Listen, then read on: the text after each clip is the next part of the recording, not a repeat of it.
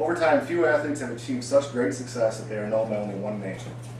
Not only in their hometown or their home state, but across the world, everybody recognizes them by just that name. Names such as Jordan, Gretzky, the Babe, Ali, and Sisler. Well, actually, that last one's my brother-in-law, and nobody's heard of him. But there is one more name that should be on the list, and that's Lance. Lance Armstrong has achieved unprecedented excellence on the bike, as well as overcame huge odds off of it. He has battled testicular cancer against the odds of living, let alone ever racing again. He has become the most decorated cyclist in the history of the Tour de France. He has also raised and donated immense amounts of money for cancer research. In October 2, 1996, at the age of 25, Lance was diagnosed with stage 3 testicular cancer. Cancer spread to his lungs, his abdomen, and brain. Standard chemotherapeutic regime for this treatment of cancer is the cocktail of drugs known as BEP.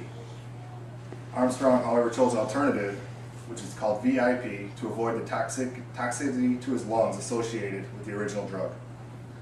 Behind the scenes, doctors were chuckling at his concern with biking again when most didn't think he'd be alive. The decision may have saved his cycling career. After his surgery, his doctor stated that he had less than 40% chance of survival. His brain tumors were surgically removed and found to contain extensive necrosis, which is dead tissue.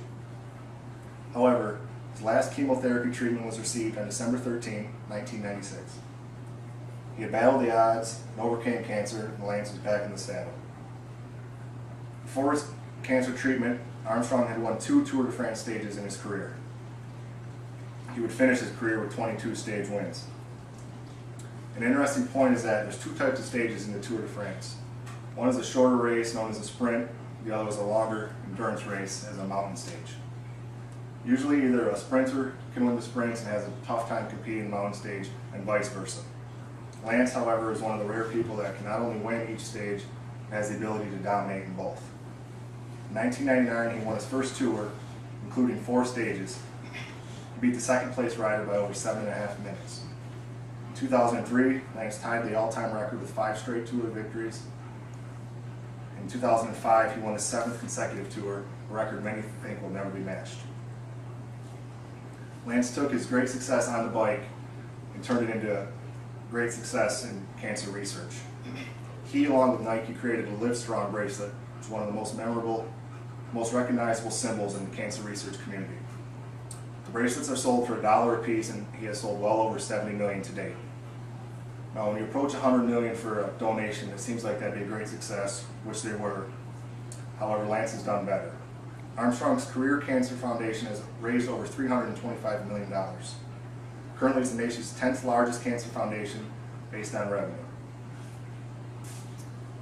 And while the $1/3 billion that he's raised for cancer research can be measured and financially compared, there's another issue that cannot be measured at all, and that's the faith that he gives cancer patients. People from younger than the age of 1 to over 100 all have somebody to look up to who has been through what they've been. He's beat cancer, and he's overcame the odds. Lance has given millions of cancer patients and their families a reason to hope. Lance has won his battle with cancer. He has immense cycling achievements. His cancer foundation is one of the top 10 foundations in the world. It seems that every time the odds are stacked against him, that's when he seems to thrive.